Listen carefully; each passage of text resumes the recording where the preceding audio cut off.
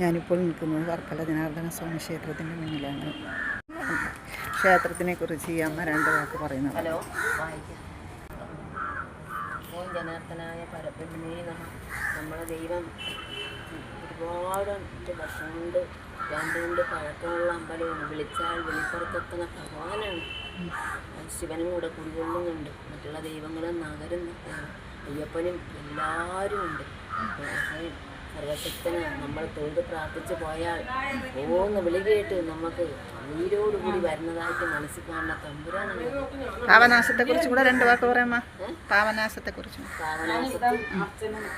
അവിടെ വന്ന് പാവനാശത്ത് നിന്ന് സർവഭൂതങ്ങളും അടങ്ങിയ പാവനാശത്ത് ചെയ്യുന്ന കർമ്മങ്ങളെല്ലാം വളരെ വളരെ നല്ലതാണ്. എല്ലാവരും ചെയ്ത് സന്തോഷമായി പോകുന്നതാണ് പാവനാശത്ത്. അവിടുന്ന് അതിലൂടെ ഉള്ള അമ്പലമാണ് ജനാർദ്ദനായ നമഃ. ഓം ജനാർദ്ദനായ നമഃ.